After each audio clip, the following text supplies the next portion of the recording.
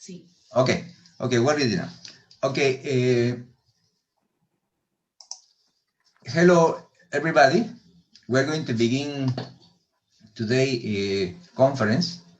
Today we're pleased to present Professor Masuda Masayuki. He's the Senior Fellow of the National Institute for Defense Studies, an institute attached to the Ministry of Defense of Japan. He's an expert in this area, and just allow me to read a short curriculum of professor. His area of expertise is Chinese foreign policy and security. He's also international. He see also international relations in the Asia Pacific region, and he has a long career spanning nearly 20 years. I will just read some positions that he have held before. In the year 2000, he was fellow in the Institute for the Study of Democracy. In the year 2001, during 1 year or two, he was a visiting fellow in the School of Foreign Language at Shanghai University. Also, he was senior visiting fellow in a research institute in Calle University. He was in the year 2004 and 2010. He spent, 6 years in China. He was a special fellow, non-resident, and he was non-resident at Institute of International Studies, Ocean University of China. Also, he has been in the year 2005 visiting fellow in Japan Forum of International Relations. In the year 2000, from the year 2010, he's a senior fellow in the Regional Studies Department of the National Institute of Defense Studies. He has been visiting fellow also in other places. In the year 2015, he was a visiting scholar in the East-West Center in the United States. In the year 2050, visiting academic in the Daniel Ki Anoyui and the Asia Pacific Center for Security Studies. And he also, in the year 2008-2019, he was the Foreign Affairs Coordinator, the Planning and Administrative Department of the National Institute of Defense Studies. As you know, China-Japan relationship is one of the most important, is obviously the most important in the Asian region, a very important region in the world. As we all know, Asia completes more than 60% of the world population, especially East Asian is the region that is growing the most in the last 30, 40 years. In fact, China is the engine of the world economy. China is the second biggest economy in the world. Japan is the third one. And these two countries have a very long relationship. I'm sure Professor Masuda will talk about that. So we're going to begin now. Professor Masuda will give a talk, and then after he finishes, I will make some comments, and then we will open the floor to the question and answer. I remember you that this is recorded. We're going to also pass it in Facebook, and this is another event organized by the Center of Asian Studies of San Marcos National University. Thanks, Professor, for accepting our invitation, and the floor is yours. Carlos, thanks. Thanks for very much for having me to your conference. It is very much my honor to have a talk on Japan-China relations. Just briefly introduce myself. Currently, I'm working on that, of course, China studies at my institute. About 10 years back, my institute has started to produce a new report on China. There is a China security report that reflected our increasing concern and interest in our relationship with China and the Chinese mutually. Currently, I give them much more focusing on the China's external behavior in the international society. My research focuses that how China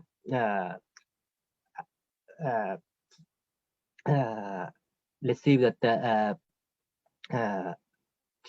international pressure in terms of that creation of or the establishment of the international order.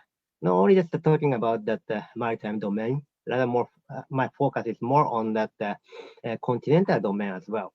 But today, my talk is on the Japan-China relationship. Just let me briefly reviewing that the current last 10 years relationship between the Tokyo and Beijing.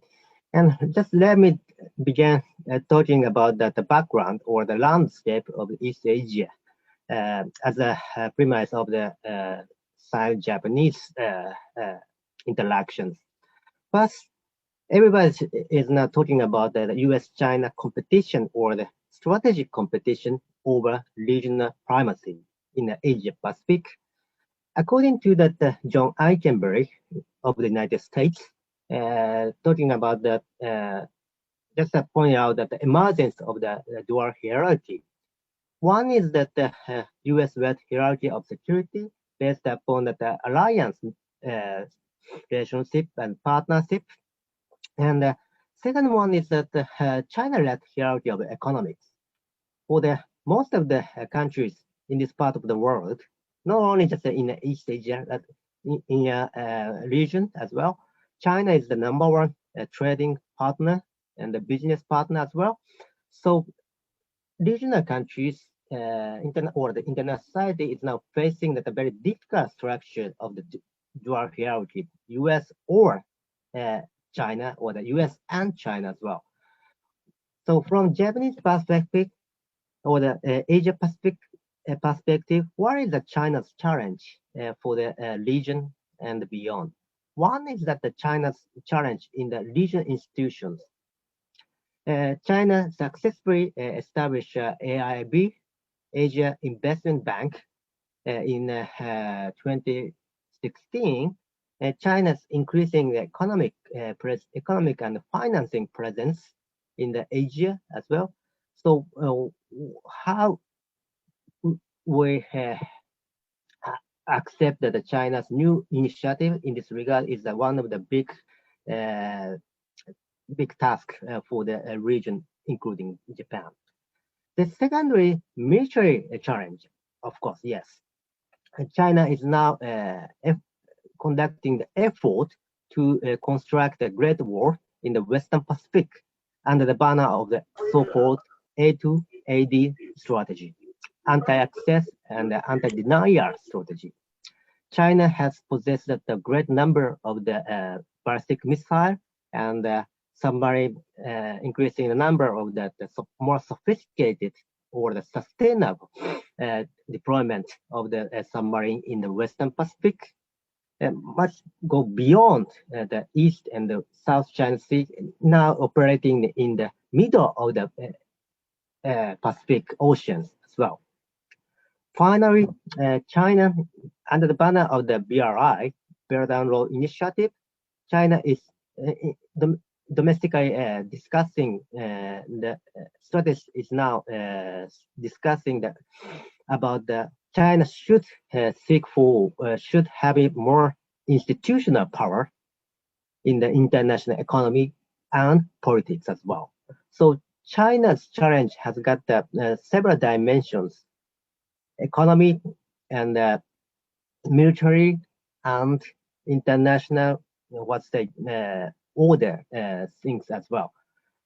So one of the biggest policy tasks for the region, worth for the Japan, including the current new administration, Suga, is that I think the managing of the great power competition, especially between China and United States. So you can easily find that the newly emerging regional dynamics in the Asia. One typical example is that the former Japanese Prime Minister Abe proposed a new grand strategy or the vision of the free and open Indo-Pacific things. So, and the ASEAN country as well also raised the new concept of the connectivity things. So I think that every partner in this region, in East Asia, is now try to get the balance between China and the United States as well. But today, I just want to talk more about that China's newly emerging or the new has emerged international behavior. Some strategists or some analysts mention that there is becoming more assertive or the aggressive. So I just want to talk a little bit more about these things. And when we assess that China's external behavior, I think there is several pillars or the dimensions. I think that in terms of the norms and the standards of the external behavior, especially on the maritime and the military domain, China gradually accepting that the international norms and standard of the safe operations.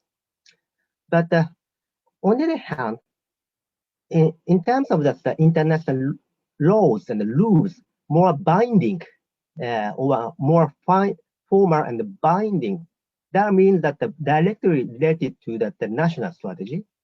And in terms of China's political structure, more directly related to the party decision thing framework. China does not doesn't necessarily accept international norms, international rules and laws. More try to establish that the Chinese system or the vision of the international society as well. So on one hand, China tried to avoid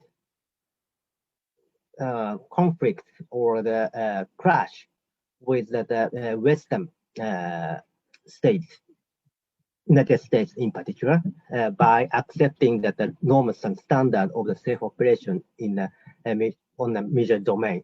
But on the other hand, politically and strategically, China does not necessarily accepting the current international system and order, especially rule and laws aspect of the international society. So it is very much difficult problem for the regional partners to which is that real China's face. China has got so many variety of the face in this regard. As I said, China is now introducing the new external behavior or the international behavior. Left side left side is showing that the China traditional international behavior or the crisis behavior. The more important thing is that in a traditional China's traditional international behavior, the crisis behavior, what is that the core task of the party or the country? Very much single task. That is that realizing economic development.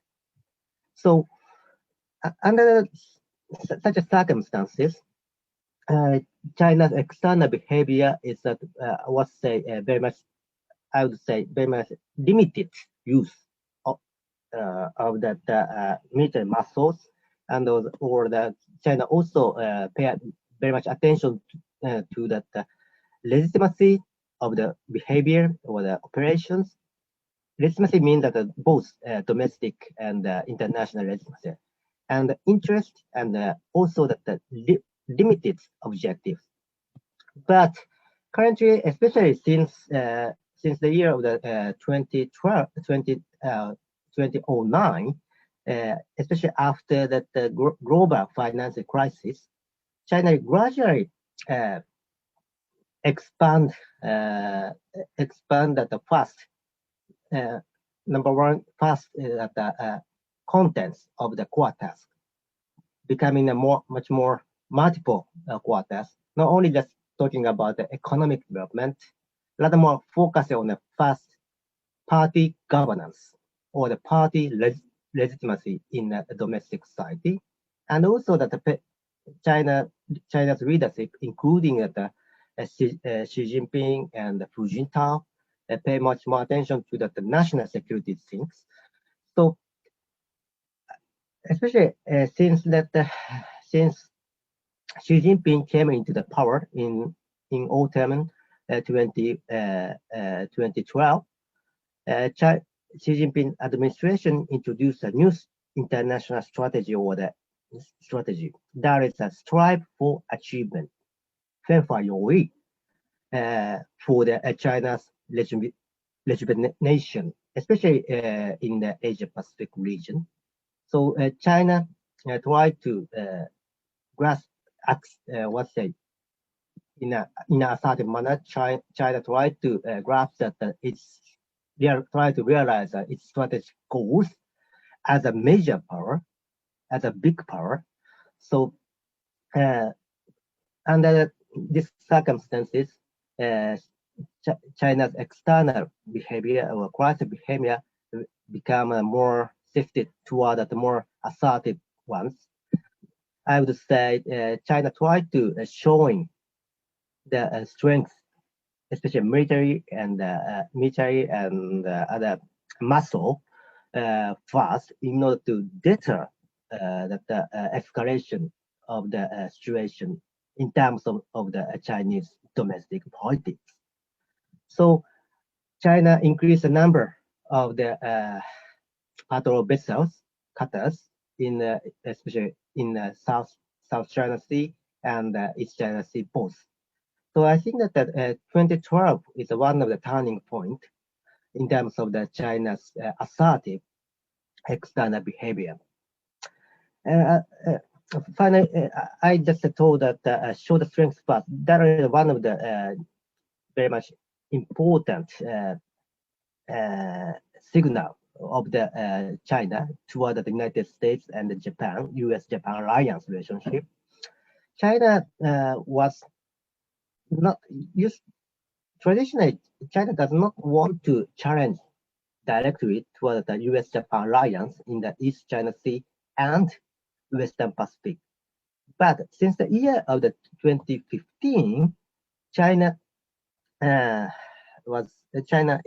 is now becoming and that try to showing that the U.S. risk or the Japanese risk if Japan or the U.S.-Japan alliance intervene, for example, Senkaku things or the Taiwan affairs as well.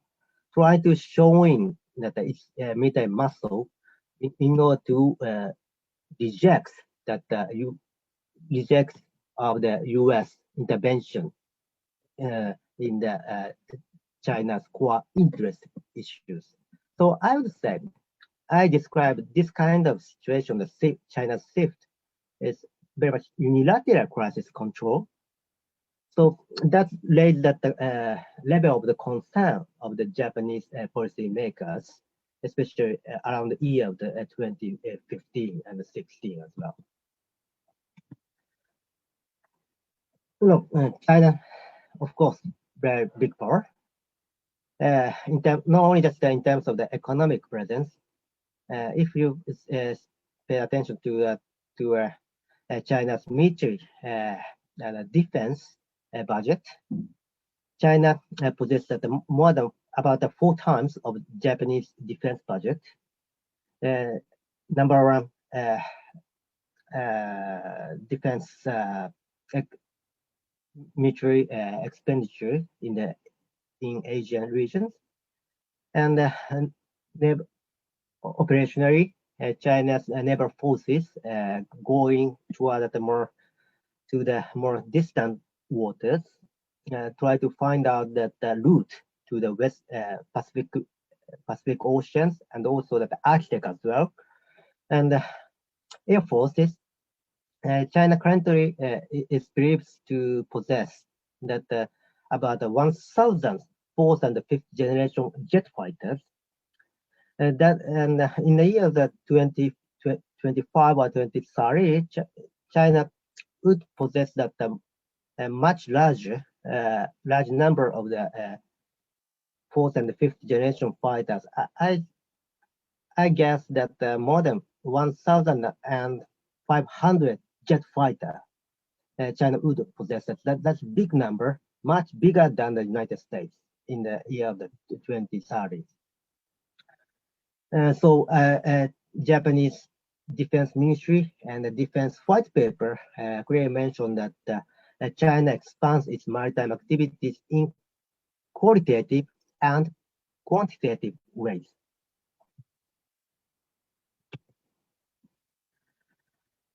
This map shows that China's major route to the Pacific Oceans.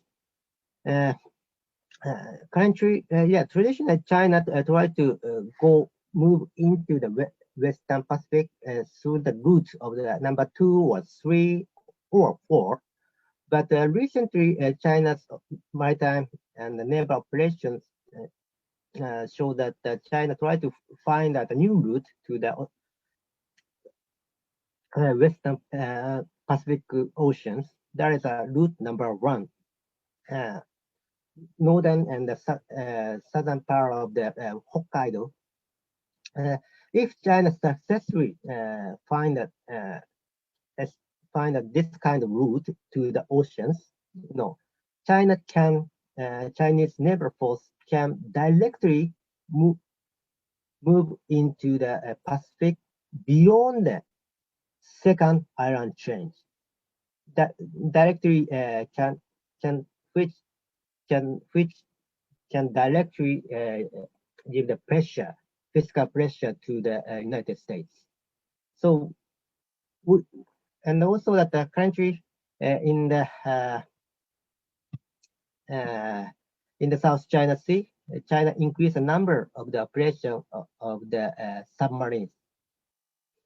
So I think that China is now successfully creating the I said A to AD structure in the Western Pacific as well.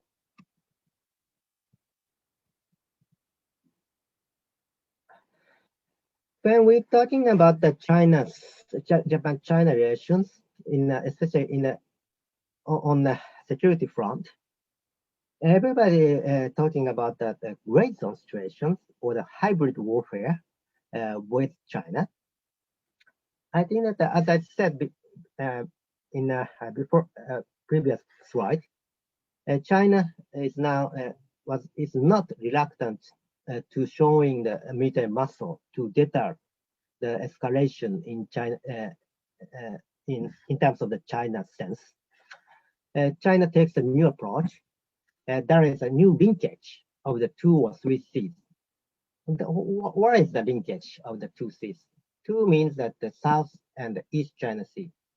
If Japan expanded the diplomatic or the military operation in the South China Sea, China would increase the number of the military and as military or the Coast Guard operation in East China Sea, especially surrounding the Senkaku Islands. So, in a Japanese security policy, I'm sorry. From Chinese perspective, Japan's security policy is now trying to establish a new fortress in the East China Sea, and also in the both South China Sea. Japan is trying to increase the presence, influence to ease China's pressure on the East China Sea.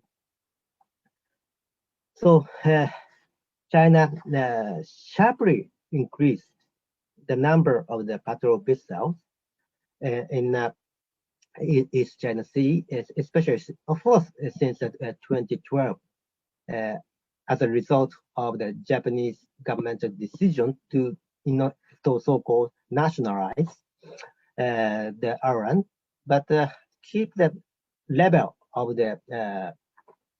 keep a very high level of the presence surrounding the East Senkaku Islands.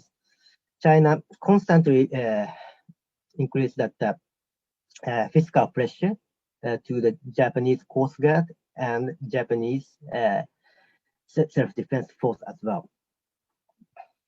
And for example, military at the end of the 2015 and next year 2012, PRA Navy vessels very much close to the Senkaku Islands. It was very much first time for the Chinese in terms of the Chinese operations surrounding the Senkaku Islands.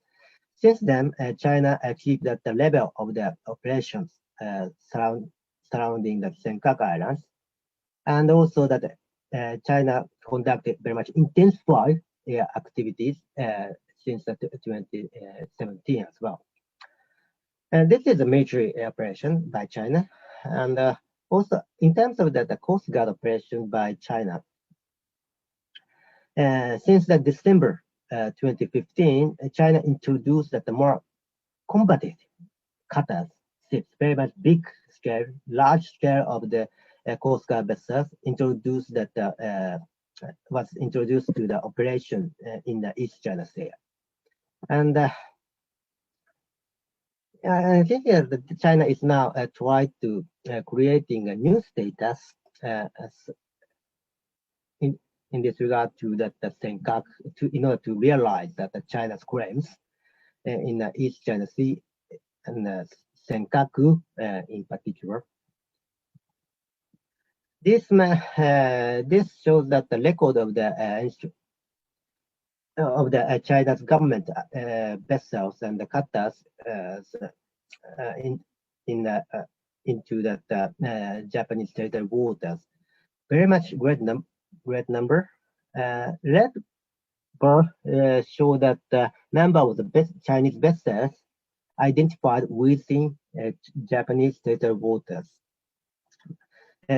Constant entry in the Japanese territorial waters, and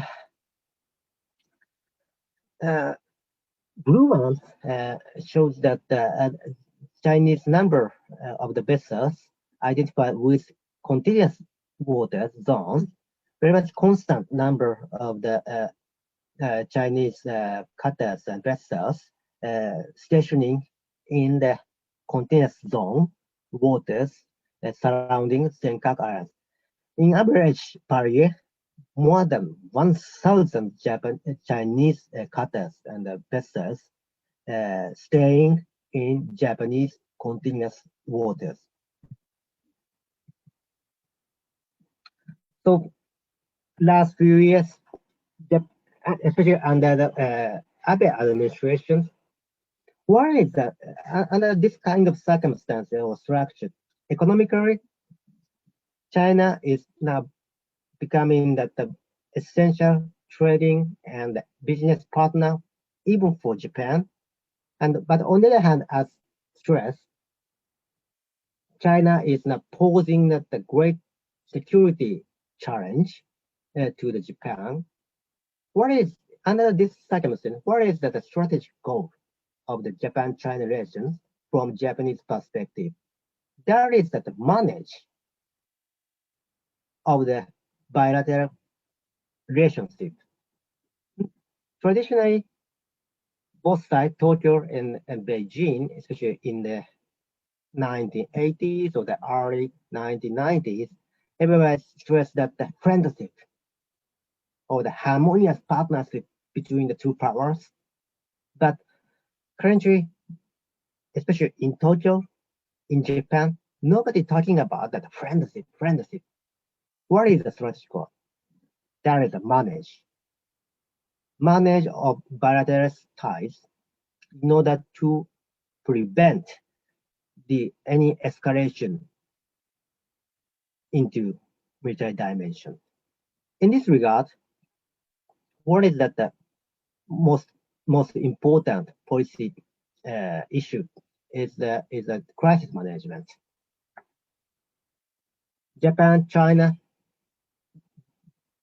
Japanese and Chinese defense authority come to a consensus to establish a maritime and aerial communication mechanism in 2018 that consists of the three pillars.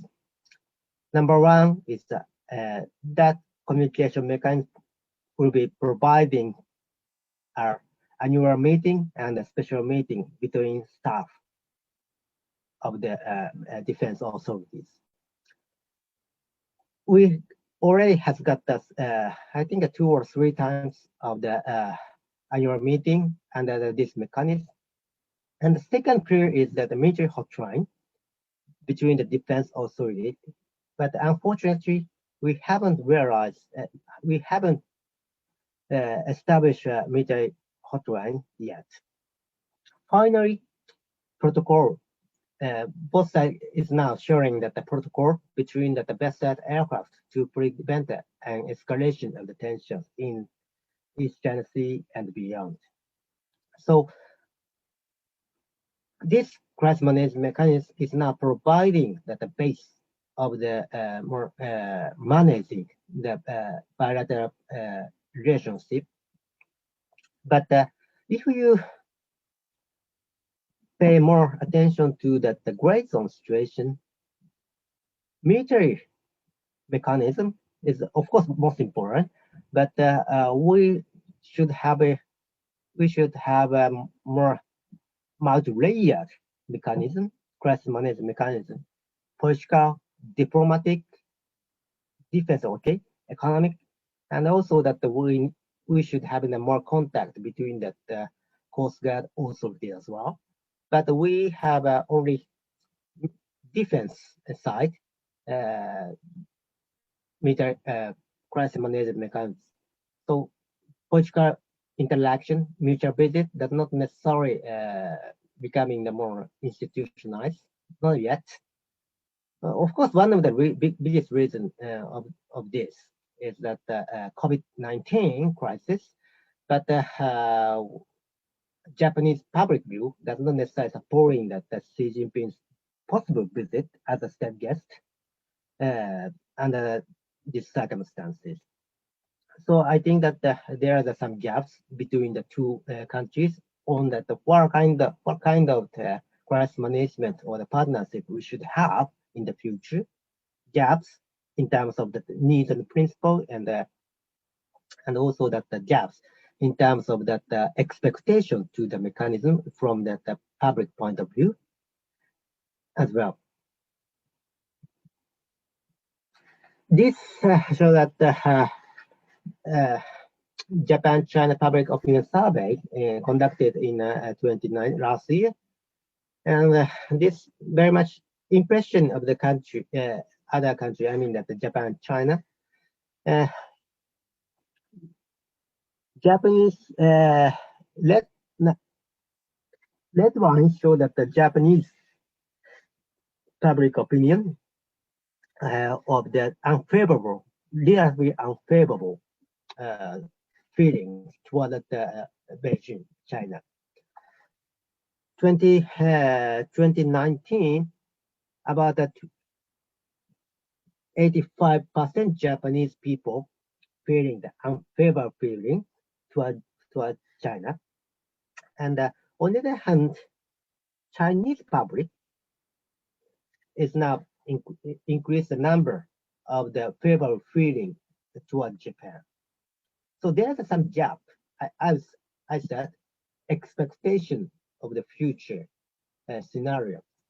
You know, Japanese people, public, relatively feeling that very much what's a negative image of the China. So under the current administration, Suga, I think that Suga try to continue that the basic stance of the foreign policy, and that especially toward the United States and China. But if new administration try to appeal to Japanese public directly, they cannot, and the new prime minister cannot ignore that very much high level of the negative feelings among Japanese public towards the issue. And finally, I just want to mention that the current discussions about the possible Xi Jinping's visit as a state guest. You know, as I said, I personally has got very much negative feelings about the Xi Jinping's possible visit to Tokyo, especially as a state guest. But on the other hand, some of the, not a few political leaders, including that state party secretary, Nikai is believed to have a more positive to have Xi Jinping as a state guest. That is that why some people, some political leader has got a positive sense of the Xi Jinping visit. Is that they really want to get the business opportunity by harmonizing the Japanese international, initiative, Indo-Pacific strategy, or the vision, and the Chinese BRI. Nikai joined that BRI forum in 2017 and 19, and he has got the communication with Xi Jinping and Li Keqiang as well. But under the former Abe administration, policy making is very much centralized to the Prime Minister office, very much and consists of the several centralized to the Prime Minister office, and the policy making process is now conducted from the perspective of the business opportunities. But the country, new administration, the policy making style is now gradually going back to the traditional ones, very much led by the foreign ministry, not the ministry of the economic and industry. So I think that that shift of the policy making mechanism at the Prime Minister office is now accelerated the shift, the focus of the bilateral ties or the bilateral relationship interactions from the business opportunity to the security challenge. So I think that generally speaking, how to manage or to deal with the senkaku or security challenge by China, that is at the one of the focus of the future Japan-China relationship. Carlos, I just stopped at my talk now, and I'm looking forward to having your comment and questions, and also, of course, from the floor as well. Thanks. Thanks, Masayuki. Very interesting presentation. Yeah, you begin very well setting up the framework for the United States, China-Japan relationship within the big context of the United States and China power competition in the region. That was very interesting setting. So let me give you some comments. First, China-Japan relationship is very important. Yeah, as I said, these are the second and third biggest economies in the world. So if the relationship go well or bad, this is going to have an influence in all the world, but especially, of course, in the East Asian region, okay? For Japan, China is very important. China is the biggest trade partner, is the biggest export destination for Chinese goods, is the biggest, China is the biggest source of import of Japan. There is a lot of Japanese investment in China. And as you said at the end, this business consideration is very important in Japan because they know that, for example, this Belt and Road Initiative can open a lot of opportunities for Japanese companies in China. So when you consider China-Japan relationship, not only the political aspect, but also the economic aspect have to be taken into consideration. Also, North Korea is a very important aspect. As you know better than me, there are some problems between North Korea and Japan, especially the citizens that were abducted by North Korea and still have not been returned to Japan. And in that sense, also the security problem, the menace that North Korea presents to Japan, and in that sense, Japan needs China because the only country that can have some kind of leverage on North Korea is China, really. And you see the security aspect, the economic aspect, the business aspect. Also, in the last year, there have been a very interesting increase in the number, for example, of Chinese tourists coming to Japan. And this is very important because you mentioned, for example, one of the last figures regarding public opinion of Chinese regarding Japan and Japan regarding Chinese. There are not many positive aspects on that. And one of the things, for example, that it says is in China, as you know, the government sometimes for internal reason, or especially in education, really, they always portray Japan, all the bad things. They always remember all the bad things that Japan did during the Second World War. But they said if more Chinese came to Japan, also probably the public opinion of Chinese will change, really. And this is also very interesting because, for example, in August, always China remember the surrender of Japan, and always there are many celebrations, again, blaming Japan of all the bad things. But as you know, this year was different. Really. This year was different because the situation is different, really.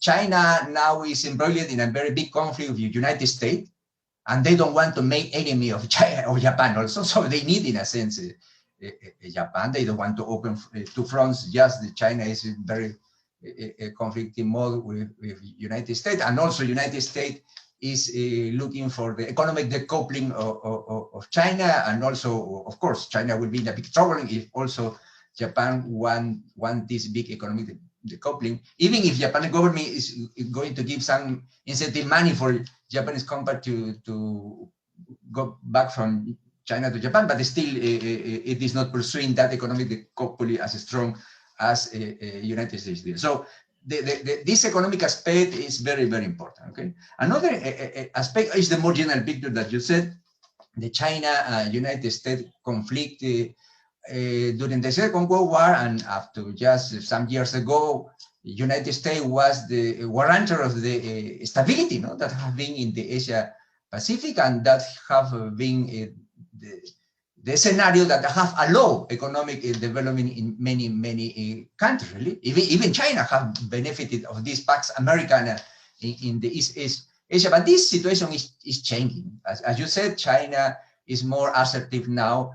Among many reasons, you have said that China is now a big economic power, but also probably, and I don't think if you have emphasized enough, but I think the Xi Jinping factor is very important, okay? Xi Jinping is a very strong leader. I guess there are two reasons for the more assertive China attitude, not only in the East Pacific, but also over the world. First, China is more is more confident in its own economy. Really, the first point was during the economic crisis, the big economic crisis, the big financial crisis in the year 2008, 2009, the world economy, many countries experiencing a decline in its economic growth. China was the only economy that continued growing, and now you see the big pandemic this year was terrible. It's going to be terrible for all the countries. The world economy is going to probably decreased 4%, 5%, according to the latest statistics from the International Monetary Fund. And the only biggest economy in the world that is going to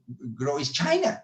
But look at the United States, even at Japan. So China is more confident. They are confident that its economy is growing, and they see the West, especially the United States, some people in China, as very weak. Okay, and of course, the leader. Okay, we don't have a strong leader as Xi Jinping, at least after Xi Jinping, or even some people compare even to the chairman Mao. Okay, so China feel confidence, and they are not afraid of, for example, doing some measures that they will not have done, for example, 20 years ago. The increasing presence, the militarization that many people see in the South China Sea island. This is a show of China confidence, really. Another aspect is the United States policy. Probably China, you know, when the Trump administration began, before that, we have the United States policy under Obama. They have the pivot to Asia policy, the increasing percent of United States in the Asia Pacific. But then what happened?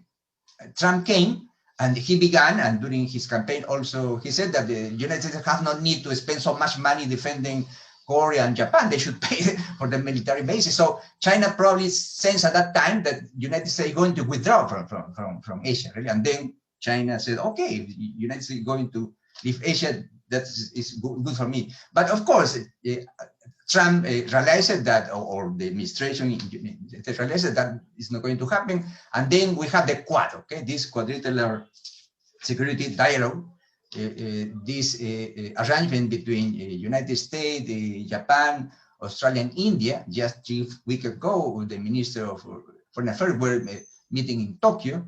Just Prime Minister Suga was 10 days ago visiting Vietnam, Indonesia. Just Mike Pompeo, the Secretary of State, was just now visiting India, Indonesia, Vietnam, and other countries. So now we have probably a chain of attitude of United States regarding the Quad. And this is something also that I want to ask you. How do you see the Quad? Will you see, you are expert also not only security but the military? But some people, for example, ask or wonder if this Quad is going to become like a NATO, really more formalized military threat. I don't know, probably that's impossible. But anyway, you are expert. I want to ask you also that. Okay, and probably one last thing. What's going to happen from now on? Really, we are in 3 or 4 days, we're going to have a United States election. Trump has been very assertive, but the principal problem with Trump is very unstable, really. So China have a foreign policy. China have plans. They have planned in the year 2049. They will be the biggest power in all the aspects in the world. In the year 2013, they will become, according to the latest fifth plenum of the 19th Committee Central of the Chinese Communist Party. So China have a very long view, but United States have no showing. So probably China see that, okay? China see that perhaps United States is not going to be very committed in the future. Because, you know, the question is that China is increasing its economic size, and its economic size increase, you have shown the military strength is increasing. So perhaps China is betting on that. Probably in the long run, the United States is not going to be there, but we're going to be there. So this presents also a very, very interesting. So the another question, what's going to happen? What could happen with the new United States administration? Joe Biden have more chance to win. We don't know, of course, until the last vote is done, but what could happen if Joe Biden is going to be the American president? Do you think this pivot to Asia strategy is going to be back? There will be more long-term commitment of United States to the defense, for example, of the Asia Pacific. And that is also a problem. Just finish. I want to finish with that. The question of the Japan and China relationship is not only important for both these countries, but all East Asian countries, especially Vietnam, just to put an example, okay? Because I put this example because Mike Pompeo was 2 days ago in Vietnam, Prime Minister Suga was 10 days ago in Vietnam, and Vietnam is very interesting because Vietnam have some conflict with China, And it's very interesting because Vietnam was the enemy of the United States, but Vietnamese people, the party, the government is very intelligent. They see China is a big neighbor, they cannot defend themselves, so they need to also in the side of United States. So I guess this Japan-China relationship, the stability of that, or the worsening of the relation, it is not important also for those two countries, but also the whole East Asia Pacific, and also for the world, because the center of economic growth will continue to be in the East Asia. So anything that destabilizes the East Asia is going to impact all over the world. Okay, so just I finished my comment and these two questions that I want to pose to you. Thanks.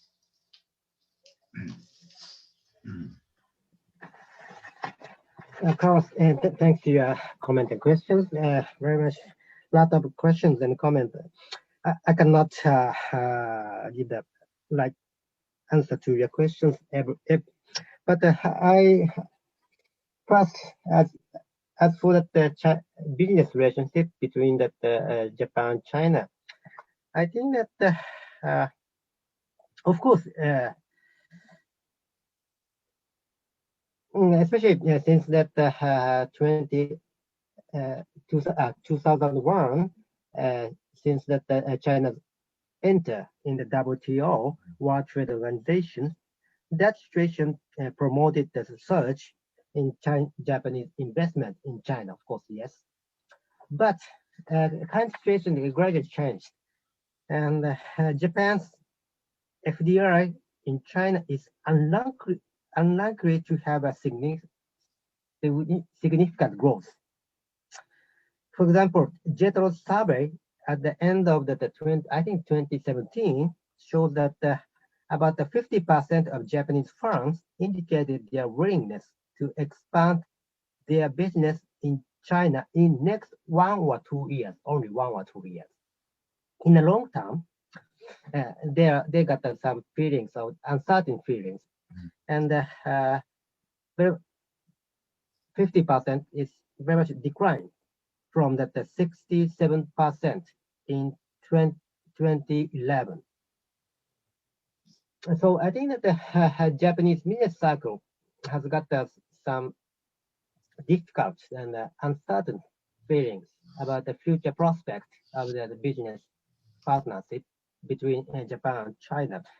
One is the background would be that the political factor. Of course, the Japanese business cycle does not necessarily mention much about the political factors, but in the year 2010, the first Senkaku crisis occurred. At the time, Chinese government stopped the export of the rare earth to Japan. You remember that, and that wake up effect among the Japanese business circle about on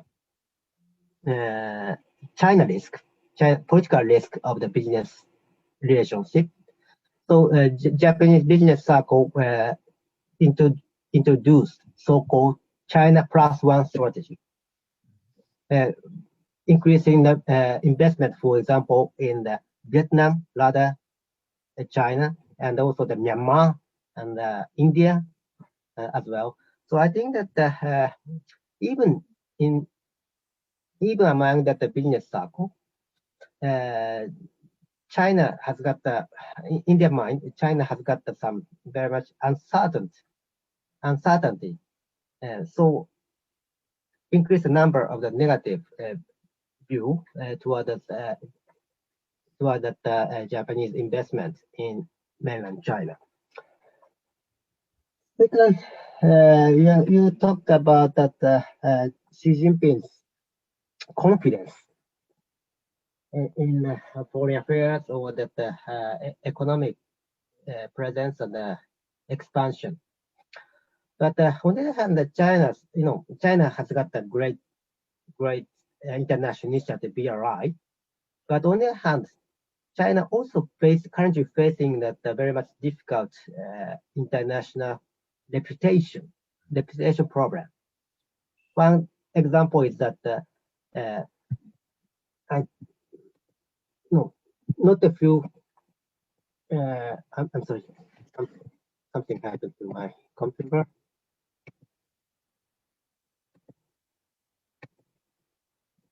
No, one typical problem is that the debt trap.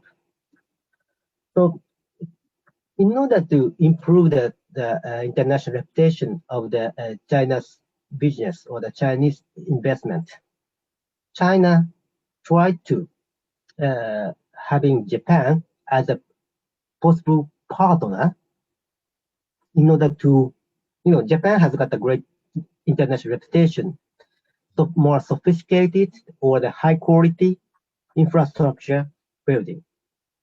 Of course, cost a lot, but a lot of China really want to having that make use of Japanese reputation. No, in October 2018, Japan and China, Japanese prime during the Abe's visit to Beijing, both countries come to a consensus to establish the 52 joint business projects in the third countries, in the third countries market. Of course, Japanese side also try to make use of the business opportunity with China to expand that our business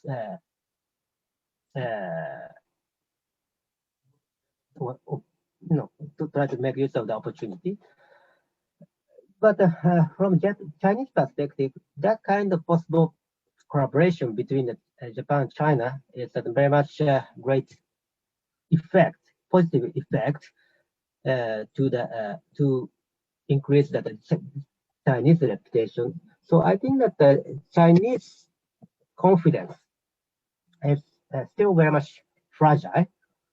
So if China successfully get Tokyo as a business partner, that would contribute to strengthen that more Chinese confidence in this regard. Third one is a Quad. Four countries: United States, Japan, Australia, India has got the first foreign ministerial talks on under the framework of Quad. But why we can realize that the former Quad ministerial meeting, it's not necessarily because of the Japanese effort. Rather, I think that the improvement of the relationship between Australia and India, in my mind. Australia tried to expand that its military operations in the not only just the South Pacific, try to expand the scope of the operation to the Indian Ocean region. At the end of 2010,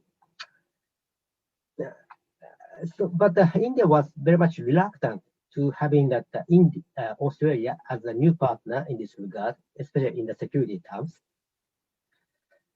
India was very much reluctant to send that join that work led by that Australia, but the country Australia faced that very much arrogant China, diplomatic war with China, and also India also has got the territorial problem with China. So that kind of situation contribute the two countries, Australia, India, to seek a more harmonious ties in the field of security. So establishment of the mutual talk and the framework of the Quad is that one of the result of the China's diplomatic failure. So I think that it's not just only because of the Japanese or the US effort to create the Quad, but the Quad is that one of the just a collaborative framework that's not necessarily aiming to institutionalize the four countries collaboration So I think that it's a step by step, or the let's say the de facto security. That's a collaboration, not necessarily aiming to establish a NATO type of the military alliance or the more institutionalized security framework. Just still on the stage of the diplomatic collaboration. Finally, U.S. Everybody across watch on that the U.S. presidential election, of course, Biden or the Trump. But I got a fundamental question about the Trump administration that last 4 years. Trump tenure does not necessarily negative effect to that alliance management in the Asia Pacific, and especially U.S.-Japan security partnership. We continue to strengthen or upgrade the security and the alliance cooperation between two powers. Very much in our Tokyo and Washington security ties very much institutionalized. Any even Trump could not change the very strong foundation of the alliance partnership or the alliance pact as well. So, of course, one of the biggest reasons that both countries can enjoy the strength of the alliance partnership is that one of the biggest reasons that Secretary Mattis, he really understands that the importance of the alliance partnership in the Asia Pacific and beyond. But so among the security practitioners in Tokyo, they does not necessarily claim, say bad things about the Trump's 4 years operations in the alliance in terms of the alliance management. So I think even Biden will be much better for the other countries to in terms of that expectations of the future. But Trump, from a Japanese perspective, especially a security practitioner perspective, that administration does not necessarily bad administration in terms of that keeping and upgrading the security cooperation. That is my comment. Thanks. Thanks, Masayuki. Yeah, very interesting. Yes, also something that perhaps made some people think that Trump was not very commitment to the East Asia was the fact that, as you know, one of the first things that he did when assuming the president was to withdraw the United States from the Trans-Pacific Partnership, really. So it is supposed that the competition is economic, but if the United States withdraw from East Asia economic terms, this is going to be filled by China. As China grow bigger in economic terms, it can also set the terms in other situations. But happily, luckily, Japan, assuming that really Japan took ahead the TPP. So that was very, very interesting. Yeah, I have a question from the public. It is a question, perhaps you are not well aware of that, but for example, he asked about how our relationship with Peru vis-a-vis China and Japan. Perhaps you're not expert on that, but anyway, let me add another question. For example, some people said China have the BRI initiative, okay? So this is a very big initiative. Some people said United States or Japan should compete with that. But it is very difficult. China is a big country, but I have read that United States, the Quad, especially the Quad countries, United States, Japan, Australia, is joining hands to try, for example, to fund some projects. They don't say directly, they're going to compete with the BRI. But anyway, I think this is an effort by these countries to do something, because China initiative, probably you agree with me, is very interesting, really. The thing that countries need is infrastructure, physical infrastructure. So China was very intelligent to direct this effort to that. So what do you see, for example, in regard economic competition? You see China increasing its economic presence in Asia, not all over the world, also in Peru, Latin America. How do you see, in this sense, what's doing Japan, or in that matter, Japan with the United States or some of the bad countries?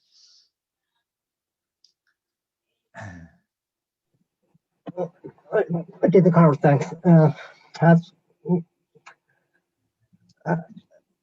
I think that when we're talking about that, how much and or whether or not we can compete with or against China, and how much, we should pay much more attention to that regional environment, or the third countries'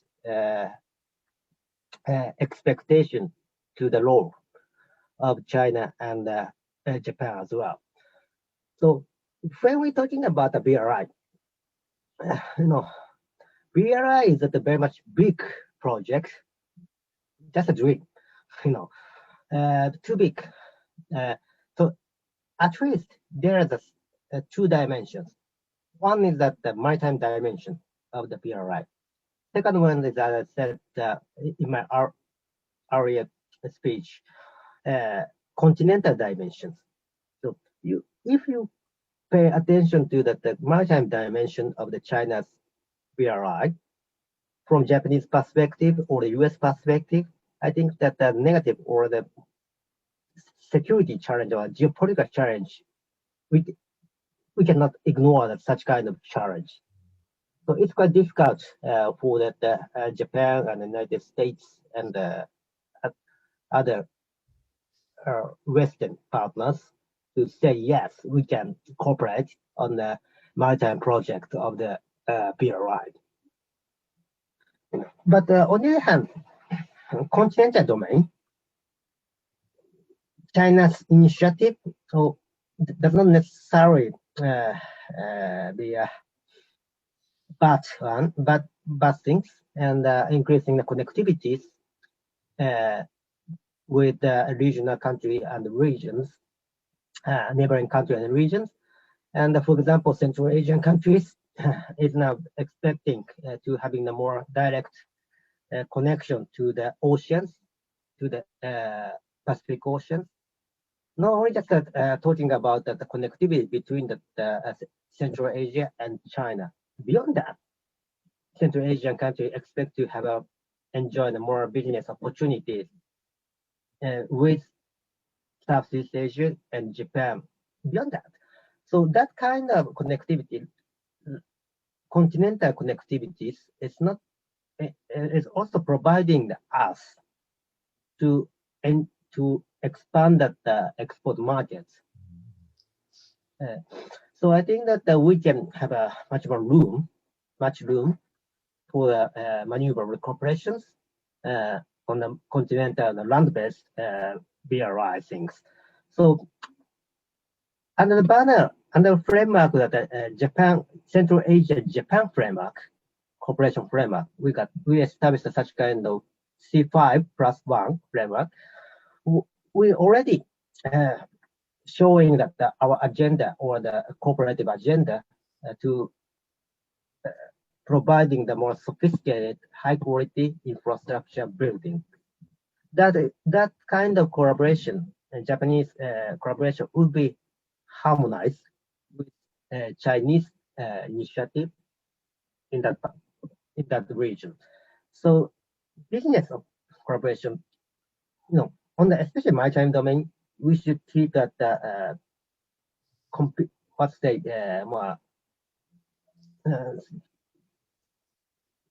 keeping it a more realistic approach toward the maritime domain things.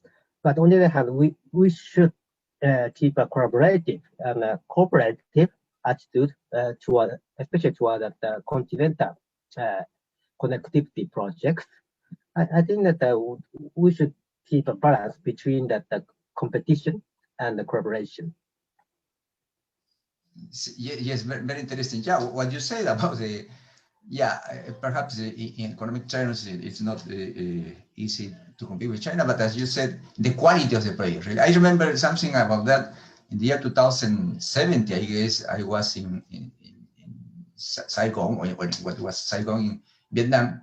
And, you know, there is a subway being built by Japan, okay? But in the north, there is a subway being built by the Chinese, and people were comparing. They said the subway being built that the Japanese is going on track, is going in schedule, but the one, but the Chinese perhaps present some problems. Yeah, Japan, of course, have more quality, but as you also said, it's more expensive. But anyway, that is something very interesting. There is a question that has been sent to my WhatsApp.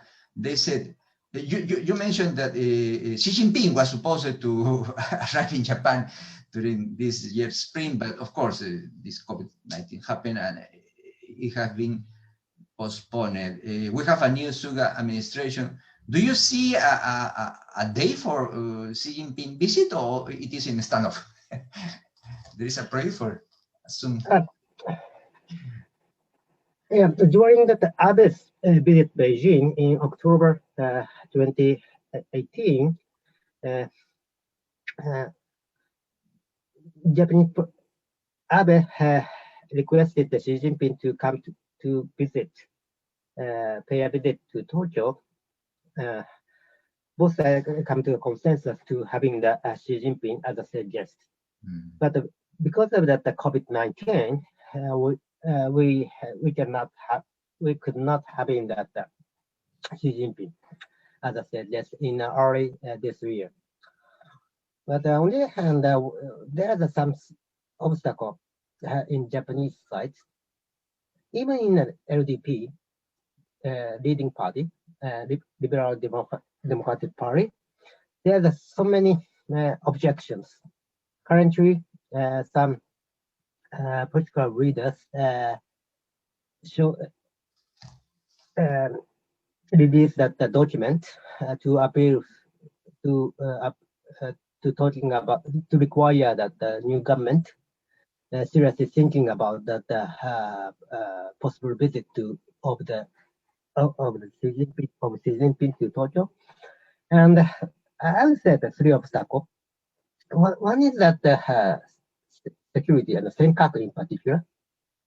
As I said in my presentation, China never stopped that patrol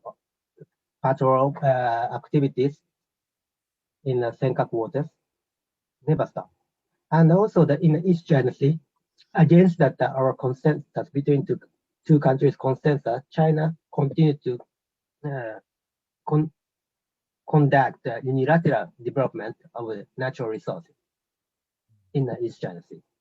That is very much against of our two countries agreement in 2008. Finally, last year, one Japanese professor arrested in mainland China, and success. We are very much lucky having him back to Japan. But anyway, we so many, not a few Japanese people still remain in Chinese jail or the Chinese also in the hand of the Chinese authorities. So there's three obstacles according to that LDP leader, some young LDP leaders. And on one hand, we can appeal that our collaboration, business collaboration, or the COVID-19 collaborations. But on the other hand, that kind of collaborative mood does not necessarily contribute to that ease the tension or that change the structure of the Chinese unilateral challenge to the status quo and beyond. So I think that it is very much difficult mood among the not only Japanese public, but also that not a few party leaders. So country Prime Minister Abe does not necessarily say, yes, we we're going to have the Xi Jinping, that we should, according to the new prime minister, we should focus on that just resolving that the current problem, COVID-19, or get the balance between the economic revival and controlling the coronavirus. So still very much difficult situation. I don't think it's an easy thing to create an atmosphere, especially in the Japanese side. That's right. Yeah. And Suga administration is going to be short-term because in 1 year more there will be election in Japan. So, well, Professor, we don't have more questions. It has been very, very interesting theme. I think perhaps we can have again you in some months later. Let's see how it's going to develop the United States election and how it's going to change. One of the interesting things is Asia I study. I went to study in Japan in Kobe University in 1985. I have been visiting the region that time. It's a pity this year because of this situation I cannot travel. But yeah, East Asia, as you know, changes very fast, very interesting. And yeah, we should pay attention. Yeah, let me tell Professor, last year, for example, 47% of all our exports of goods went to Asia. To China went 29.5%. Japan used to be a very big partner 30 years ago. But as you know, many Japanese companies go to China and we buy Japanese goods, but not directly from Japan, but from China or even from India. We have Suzuki's cars, but these are not made in India, really. So anyway, Japan, China, Korea, India is going to have a very big impact all over the world, and it's very important to be aware of what's going to happen there, and having the expertise of people like you is very, very important for us. I don't know if you want to say something, Professor, before finishing. Thank you so much. Carl, thanks for providing this great opportunity to have a discussion with you and with the colleagues on the Asia things. A little bit surprised to that you have the Asia Research Institute in Peru, Lima, but currently I'm also working on that China's expansion of the global footprint, not only toward the European continent or Africa. I personally have got some research on that China's expansion of the footprint in Latin America. For example, as you mentioned, business things, and also that security also, China also providing the security equipment to the your regions, and also that some interaction through the international financing organization as well. So I really want to have keeping this opportunity and a tie between us to extend view to increase our understanding on not only just on China but also at Asia and Latin America and the more global things as well. Thank you very much for. Sure, very interesting what you said. We have a Center of Asian Study. It was just formed 2 years ago, but me and other of us have been doing research some years ago, and most of the research that we have studied in China. I have not studied in China. I have traveled many times to China, but for example, I don't speak Chinese, for example. Some of our researchers have been in China, some of them, 2 of them speak China. So yeah, I guess we could collaborate together, really, to do joint research in field of study that interests all of us. Thanks again. This talking has been recorded. We are going to send you later. It's a pity we could not link to the Facebook page, but as soon as we can, we would post it in our Facebook page, and we're going to send it to you. Okay. Thanks again. Thanks very much. You're very kind. Well, before finishing, just let me tell everybody, thanks for your participation, and I'm going to invite you on November 6th, we're going to have the central ceremony for the second anniversary of our research center, and the ambassador of Japan, Katayama Kazuyuki, the ambassador of Japan in Peru, is going to give a talk in our conference commemorating our second anniversary. I will send you the link because he's going to talk in English, okay? Okay, thanks everybody, and see you again. Take care. Bye-bye. Thanks.